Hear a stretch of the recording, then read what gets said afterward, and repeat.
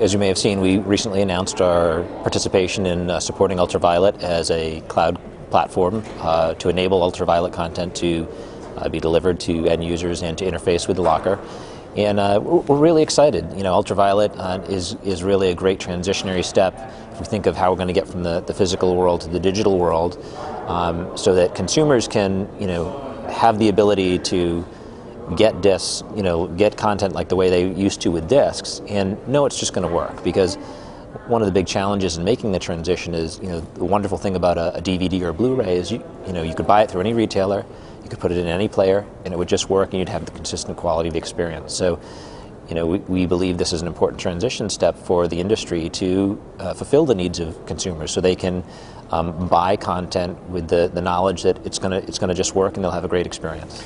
And tell us a little bit more specifically about the announcement you made and your product, how you're working with them. So we have a cloud platform which can store the content on behalf of the fulfillment providers, and also enables the delivery of that, so the download of the content as well as the stream. So as part of the Ultraviolet model, an end consumer can download the content, and so we have the ability to support that from our platform standpoint. We also have the ability to support the stream. So if a consumer is on different devices, they may want to be able to stream things from their library because they've paid for the right to view it, and our platform also enables them to do that. You know, speaking to media companies, what are their biggest challenges, their fears, and you know, what are the opportunities? I mean, I think there's a whole issue of bandwidth and what can be delivered, and this incredible amount of new devices that are coming on demanding high quality. Yeah, so if you were to think about it from a couple different standpoints, there's, I'd say, device fragmentation is one of the biggest challenges that we've seen today. How to, in this transitionary time, package up content. You're doing linear, you're doing VOD, you're doing a combination of both. How do you monetize? With all of this new opportunity, there's a lot of challenges around now. How do you package it up in a way that consumers will actually like and will buy? And then obviously there's a lot of contention in the networks, and particularly if you look at the mobile networks, because mobile networks were built for voice and texting. They were never meant for video or playing video games or doing all of these other things. And so, you know, we've seen it, I think, more so in the mobile networks than the broadband networks, all of these network contention issues that it's creating. From our perspective, we're doing some things to try to help simplify some of these problems. If you look again at fragmentation of devices, what we're trying to do is apply simplicity by doing some of the work in our cloud platform. So since different endpoints support different resolutions, different types of formats, it's hard to, from an operational standpoint, to encode for all the different video formats, encrypt in all the different encryption mechanisms, store all of that information.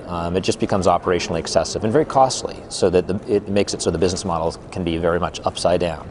And so what we've done is built a lot of the capabilities to do that on our cloud platform, on the fly, detecting the right device, serving it the right content that's been optimized for that screen. So we're trying to overcome some of the fragmentation across devices by building in some of the simplicity into the cloud platform. On the side of, you know, the congestion and the problems around the network, this is what we announced not too long ago with Ericsson, our collaboration with Ericsson to take some of our technology and move it into the mobile networks, so that now the mobile networks can more efficiently utilize some of the resources they have available, make better decisions around prioritization, routing, compression, as well as being able to, you know, start to cache things within the mobile networks to reduce some of the congestion issues. You know, certainly this is where you also see a fragmentation issue, and, you know, the porting the different types of content to the different smart TV platforms, because it's not as simple as saying, hey, I'm going to do Android or iOS, the Apple ecosystem.